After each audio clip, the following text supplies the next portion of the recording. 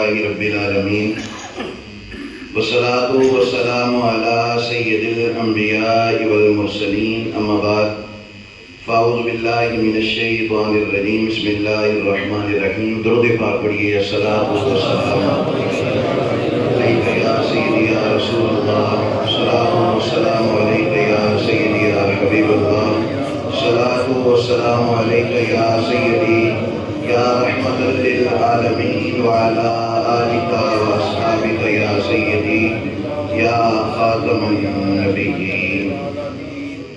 اللهم صل وسلم وبارك على سيدنا ومولانا محمد النبي الأمي وعلى آله وسلم تسليما.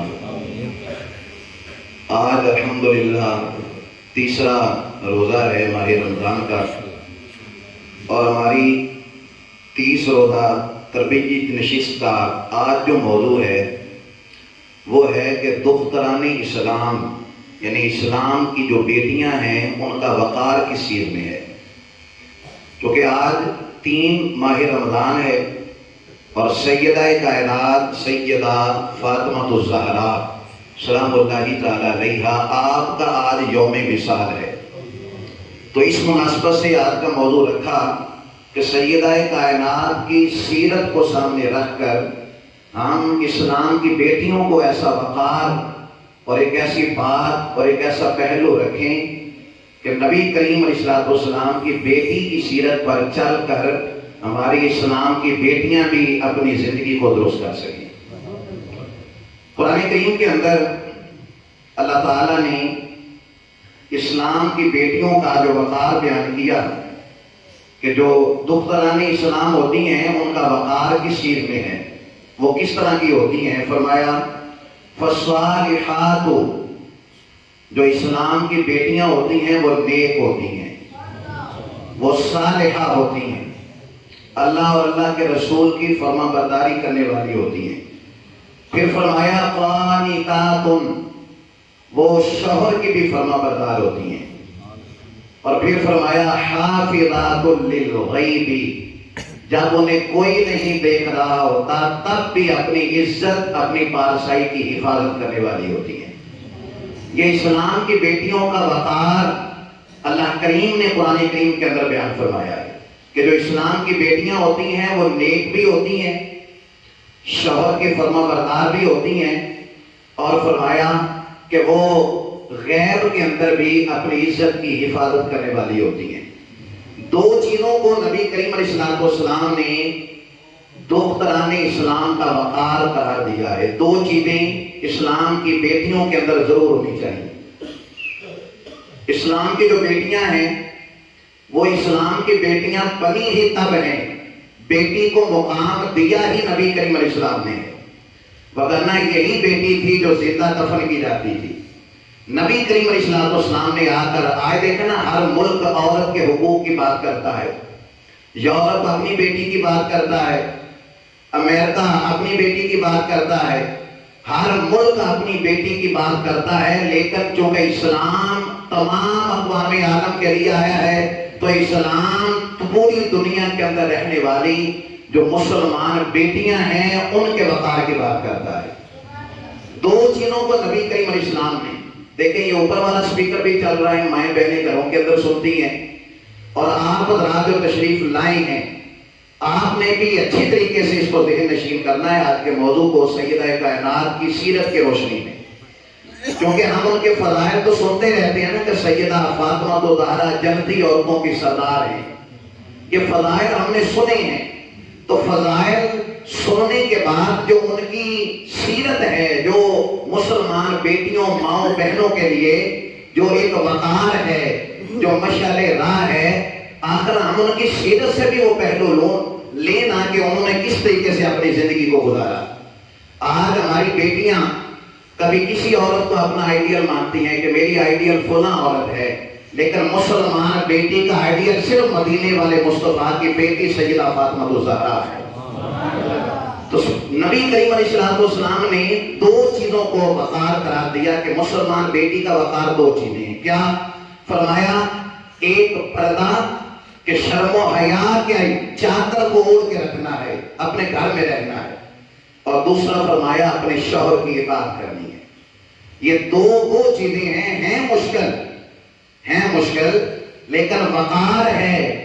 یہ مسلمان بیٹی کا، دختران اسلام کا یہ وقار ہے کہ وہ دیکھیں کتابیں دنیا میں کتنی ہی موجود ہیں لیکن غلاف قرآن پاک کو چڑھا ہوتا ہے، پردے میں قرآن پاک ہوتا ہے۔ آپ دیکھیں کتنی عالیشان بلڈنگیں دنیا میں موجود ہیں لیکن غلاف اللہ کے گھر خانہ کعبہ کو چڑھا ہوا ہے۔ یعنی جو چیز مقدس ہوتی ہے اس پہ غلاف ہوتا ہے، اس پہ پردہ ہوتا ہے۔ مسلمان بیٹی اللہ رسول کی نگاہ میں بڑی مقدس ہے، اس لیے کہا تو بھی پردے میں رہا کر۔ اس لیے پردہ کو وقار قرار دیا۔ برقع، پردہ، نقاب، اس چیز کو اسلام نے، نبی کریم علیہ السلام نے مسلمان بیٹی کا وقار قرار دیا، احترام قرار دیا۔ اور دوسرا فرمایا گھر میں رہنا ہے تو اپنے شوہر کی اطاعت کرنی ہے۔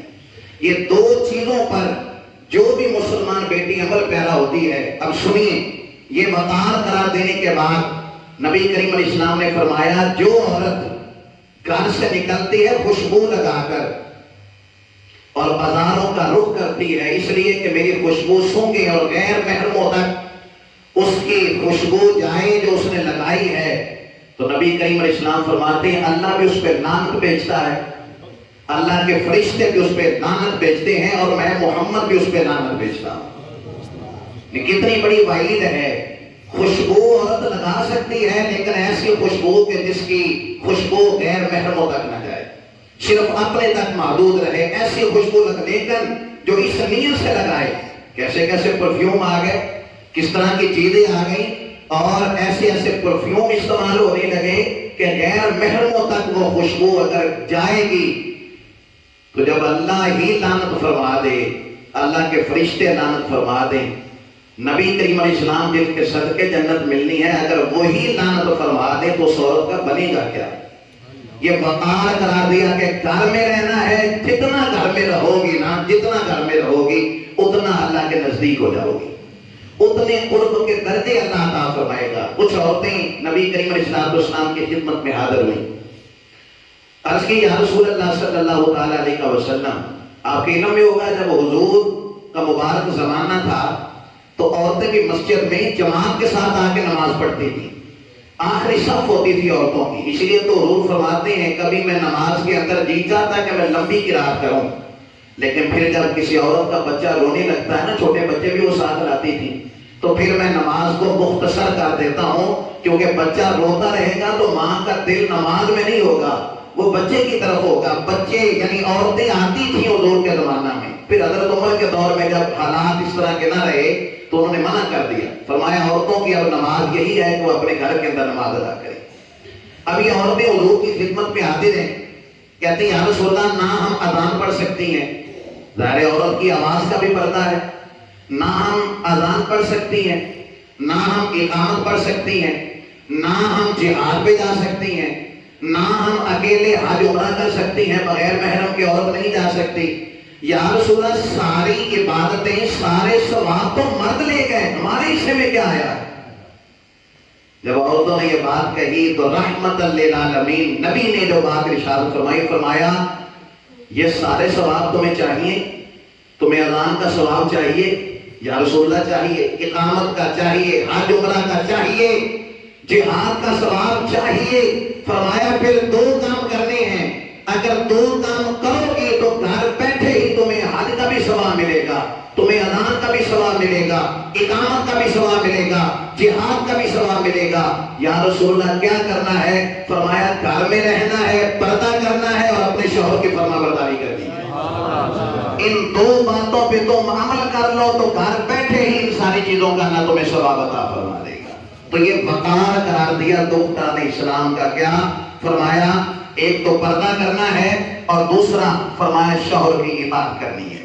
قیامت کا دن ہے، ایک عورت کو اللہ کے حضور کھڑا کیا جائے گا، یہ نبی کریم علیہ السلام بیان فرما رہے ہیں، اور اللہ کریم اس عورت کو جہنم میں جانے کا حکم دے گا، اس عورت کو جہنم میں داخل کیا جائے۔ اب جہنم میں داخلے کی وجہ کیا ہے اس کو سمجھنا ہے، کیونکہ ہم میں سے کوئی باپ بھی بیٹھے ہیں، کوئی بیٹا بھی بیٹھا ہے، شوہر بھی بیٹھا ہے اور بھائی بھی بیٹھا ہے۔ بیک وقت ہمارے کئی رشتے ہوتے ہیں نا، ہم باپ بھی ہوتے ہیں ایک وقت میں، ہم بیٹا بھی ہوتے ہیں، ہم شوہر بھی ہوتے ہیں، ہم بھائی بھی ہوتے ہیں۔ اس حدیث کا تعلق ان چاروں رشتوں کے ساتھ ہے، باپ کے ساتھ، بیٹے کے ساتھ، بھائی کے ساتھ، شوہر کے ساتھ۔ جب جہنم کا حکم ہوگا تو پوچھا جائے گا اللہ اس کو کس لیے جہنم میں داخل کیا جا رہا ہے؟ تو فرمایا اس لیے کہ یہ بے پردہ گھومتی تھی، یہ پردہ نہیں کرتی تھی، بے پردہ گھومتی تھی، غیر محرم اسے دیکھتے تھے۔ جب یہ بات ہوگی نا کہ پردہ نہ کرنے کی وجہ سے اس کو جہنم میں داخل کیا جا رہا ہے، تو وہ عورت کہے گی اللہ قصوروار صرف میں نہیں ہوں، میرا باپ بھی قصوروار ہے، اس لیے کہ وہ مجھے منع نہیں کرتا تھا، میرا بھائی بھی قصوروار ہے اس لیے کہ وہ مجھے منع نہیں کرتا تھا، میرا شوہر بھی قصوروار ہے اس لیے کہ وہ سالن میں نمک کم ہو جائے اس پہ تو غصہ کرتا تھا، لیکن اس نے مجھے کبھی منع نہیں کیا بے پردہ گھومنے سے، میرا بیٹا بھی قصوروار ہے، اس نے بھی کبھی مجھے بے پردہ گھومنے سے منع نہیں کیا۔ حضور فرماتے ہیں عورت ایک ہوگی، 4 مردوں کو اپنے ساتھ جہنم میں لے کے جائے گی۔ ایک عورت ہوگی اپنے ساتھ 4 مردوں کو لے کے جائے گی، اپنے باپ کو لے کے جائے گی کیونکہ باپ منع نہیں کرتا تھا بے پردگی سے، اپنے شوہر کو ساتھ لے کے جائے گی، بیٹے کو لے کے جائے گی، بھائی کو اپنے ساتھ لے کے جائے گی۔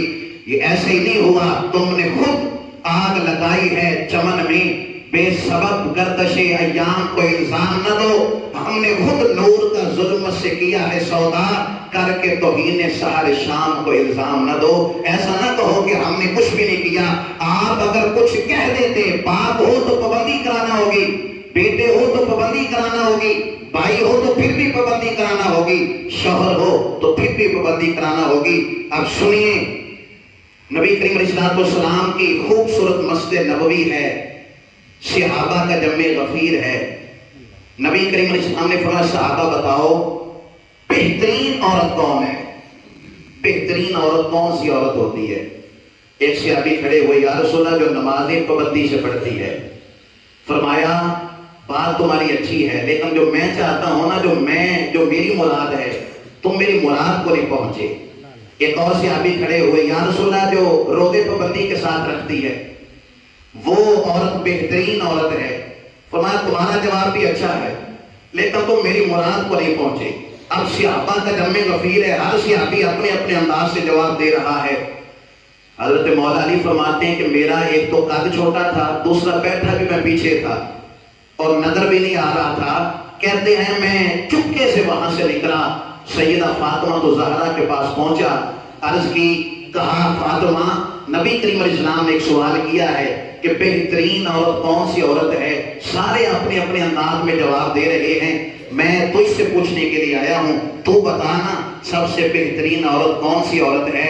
تو سیدہ مسکراتی ہیں اور فرماتی ہیں علی سب سے بہترین عورت وہ ہے نہ وہ کسی غیر محرم کو دیکھے نہ کوئی غیر محرم اسے دیکھے۔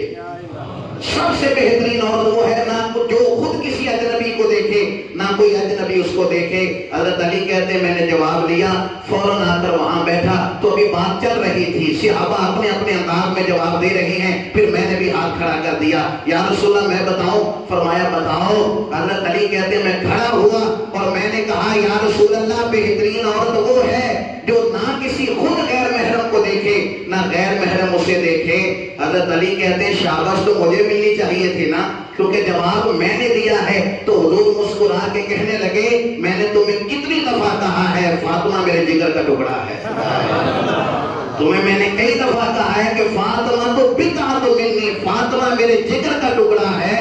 یعنی گویا سیدہ کائنات کا آج یوم وصال ہے تو سیدہ کائنات نے پیغام دے دیا دختران اسلام کو، اسلام کی بیٹیوں کو یہ پیغام دے دیا کہ برقع یہ نہیں ہے، نقاب یہ نہیں ہے، پردہ یہ نہیں ہے کہ تم کسی کو نہ دیکھ، کوئی تمہیں نہ دیکھے، بلکہ نقاب اور پردہ یہ ہے جس طرح تمہیں کوئی نہ دیکھے تو تم بھی کسی غیر محرم کو نہ دیکھو۔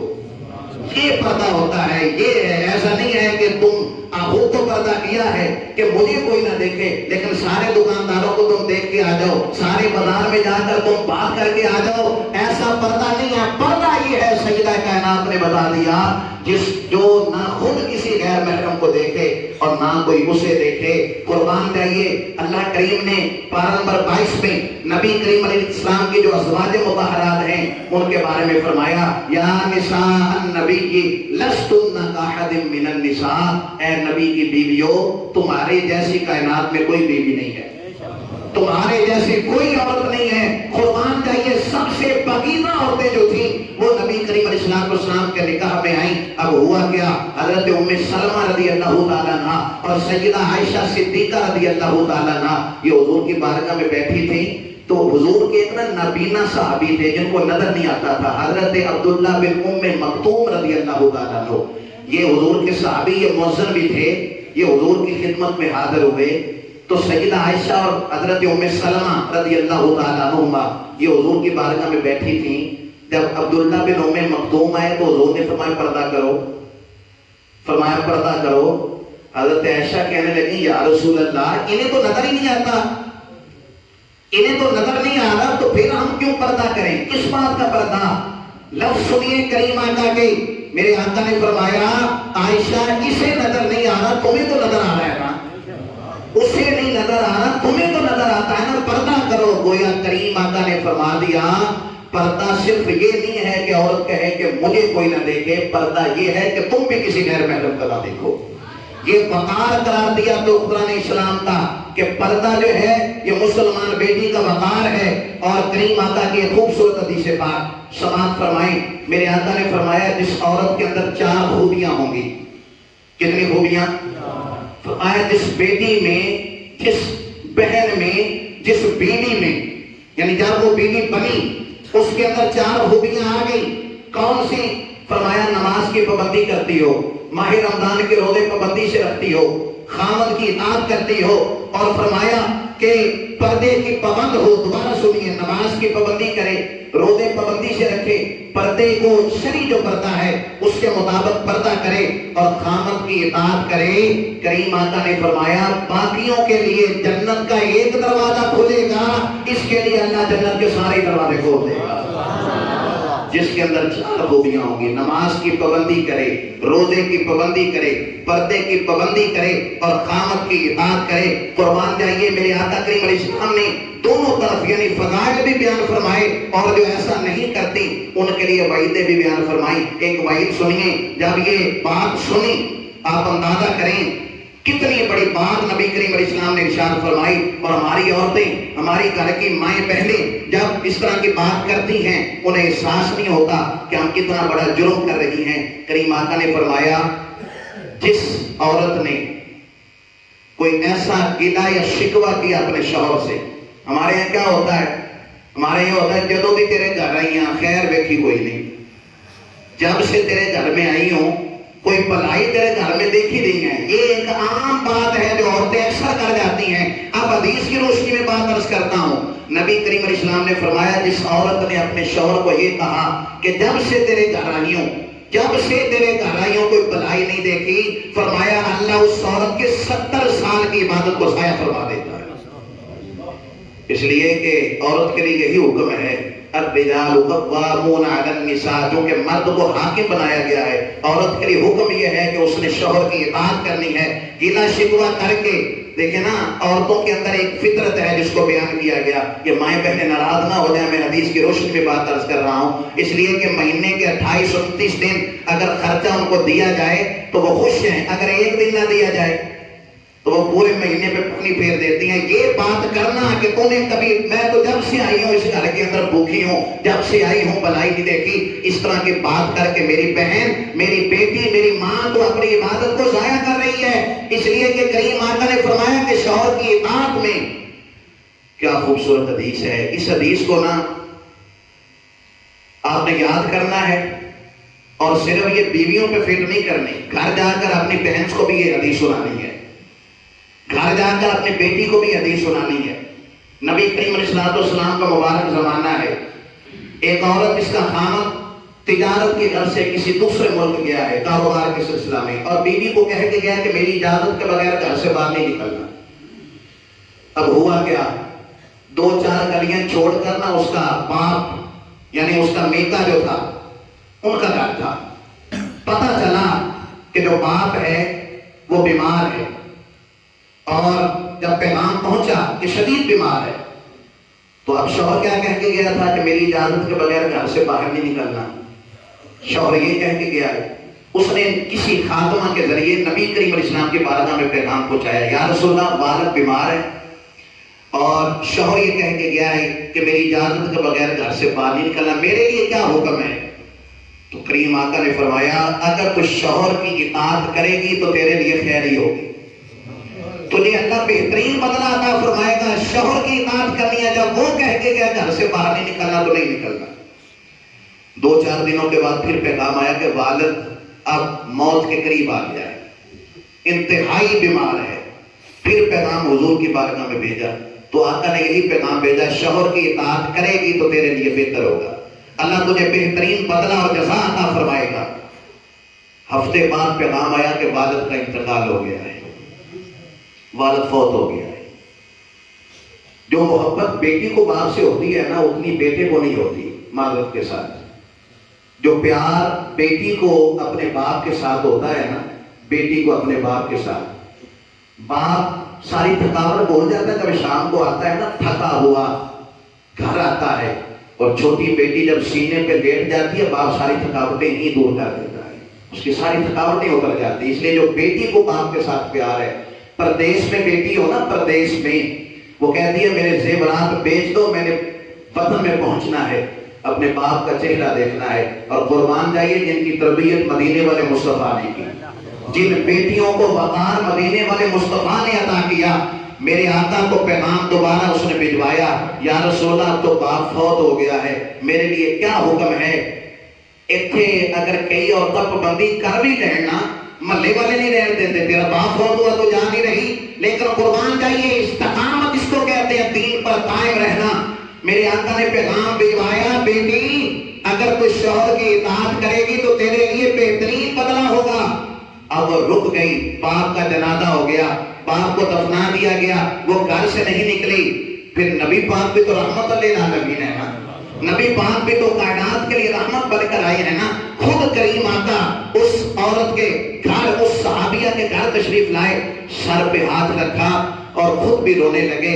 میرے آقا نے فرمایا بیٹی تو نے جو شوہر کی اطاعت کی ہے نا، اللہ اس سے اتنا خوش ہوا ہے، اللہ نے تیری بھی بخشش فرما دی ہے، تیرے باپ کی بھی بخشش فرما دی ہے.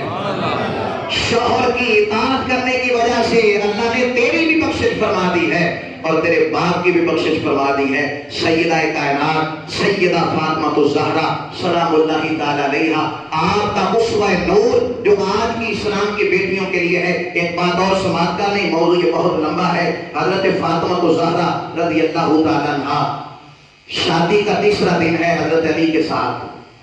نبی کریم علیہ السلام بیٹی کو لینے کے لیے گئے. جب گھر میں گئے تو مولا علی باہر تھے. آزمانے کے لیے نبی کریم علیہ السلام نے فرمایا فاطمہ چلیں گھر. تو حضرت فاطمہ کہتی ہیں یا رسول اللہ آپ باپ بھی ہیں، آپ اللہ کے نبی بھی ہیں، آپ کا حکم بھی ضروری ہے، لیکن آپ نے ہی تو سمجھایا ہے کہ شوہر کی اجازت کے بغیر باہر نہیں نکلنا. یا رسول اللہ آپ نے ہی تو سمجھایا ہے، آپ نے ہی تو سکھایا ہے کہ شوہر کی اجازت کے بغیر گھر سے باہر نہیں نکلنا. تو یا رسول اللہ اگر مناسب سمجھے تو علی کا انتظار نہ کر لیں. ہائے ہائے یار قربان جائیے اس بات پر فرمائے علی کا انتظار نہ کر لیں. سیدہ کائنات سیدہ طیبہ طاہرہ عابدہ زاہدہ راقیہ ساجدہ نیرہ منورہ ملکہ فردوس بری سیدہ فاطمہ الزہرا سلام اللہ تعالی علیہا فرماتی ہیں میرا کچا گھر نبی کریم علیہ السلام نے تہمت سمیٹا اور میرے گھر میں کچی زمین پر کچی دیوار کے ساتھ ٹیک لگا کر نبی کریم علیہ السلام مولا علی شیر خدا کا انتظار فرما رہے ہیں. اتفاقاً حضرت علی بھی اس دن دیر سے آئے. جب آئے تو نبی کریم علیہ السلام نے فرمایا علی اگر تیری اجازت ہو تو بیٹی کو گھر لے جاؤں. اگر تیری اجازت ہو. پھوٹ پھوٹ کر رو پڑے مولا علی شیر خدا رضی اللہ تعالیٰ عنہ، رو پڑے اور کہنے لگے یا رسول اللہ علی کا آج جو مقام ہے یہ سارا آپ کے قدموں کی برکت ہے.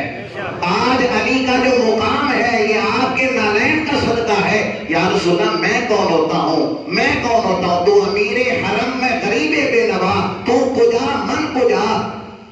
یا رسول اللہ میں کون ہوتا ہوں؟ اجازت دینے والا یا اجازت نہ دینے والا؟ فرمایا علی تیری بات نہیں ہے، میں نے فاطمہ کو سکھایا ہوا ہے، میں نے فاطمہ کو یہ بتا کے بھیجا ہے کہ شوہر کی اجازت کے بغیر گھر سے باہر نہیں نکلنا۔ میرے بھائیوں، آپ جتنا مرضی جہیز دیں اپنی بیٹی کو، آپ جتنی مرضی کاریں دیں، آپ جتنے مرضی پلاٹ دیں، لیکن ایک بات سمجھا کے بھیجیں کہ بیٹی تیری اب نجات، جب تک تیری شادی نہیں ہوئی تھی باپ یہ کہے میری رضا کے اندر اللہ کی رضا تھی، لیکن اب تیری شادی ہوگی، تیرا نکاح ہو گیا، اب جنت تجھے تب ملنی ہے جب تو اپنے شوہر کی اطاعت کرے گی۔ اب جنت، بیٹے کی جنت ماں کے قدموں کے نیچے ہے، اور عورت کی جنت اس کے شوہر کی اطاعت کے اندر ہے۔ وہ اطاعت کرے گی، وہ اطاعت کرے گی تو جنت میں اس کا داخلہ ہوگا۔ جنت کے اندر نبی کریم علیہ السلام نے فرمایا کوئی عورت اتنی نمازیں پڑھے جتنی حضرت عیسیٰ کی ماں مریم نے پڑھی ہیں، اتنی نمازیں پڑھے۔ اچھا تسی اس کا تو خوش نہیں ہونا کہ آج ساریاں گلاں بیوی دیاں نے، اگے موضوع پڑھ لو میاں بیوی دے حقوق بھی آ رہے ہیں، ہاں پھر آپ کا بھی رونڈ اس پہ لگنا ہے، یا خوش نہ ہو اس بات پہ کہ سارا آج وقت جو ہے ہم کے لیے ہو گیا۔ سارے موضوع میں نے چن کے اس لیے رکھے تاکہ دونوں طرف سے بیلنس رہے۔ فرمایا اتنی نمازیں پڑھے جتنی حضرت عیسیٰ کی ماں مریم نے نمازیں پڑھی، اتنی کتاب اللہ کی تلاوت کرے جتنی انہوں نے کی، لیکن شوہر کی اطاعت نہیں کرے گی تو کبھی جنت میں نہیں جا سکتی۔ یہ وقار قرار دے دیا، وقار مسلمان عورت کا کہ پردہ، اور پردہ کرنا ہے، گھر میں رہنا ہے، اور فرمایا کہ شوہر کی اطاعت کرنی ہے تو باقیوں کے لیے جنت کا ایک دروازہ ہوگا، تمہارے لیے جنت کے سارے دروازے کھل جائیں گے۔ ہمیشہ مدحت خیر الانام میں گزرے، دعا ہے کہ زندگی درود و سلام میں گزرے۔ اللہ عمل کی توفیق عطا فرمائے۔ بسم اللہ الرحمن الرحیم، اللہم صلی علی سیدنا و مولانا محمد وعلی آل سیدنا و مولانا محمد معدن الجود والکرم وآلہ وبارک وسلم۔ اللہم ربنا آتنا فی الدنیا حسنة وفی الآخرة حسنة وقنا عذاب النار۔ حسبنا اللہ ونعم الوکیل، نعم المولا ونعم النصیر۔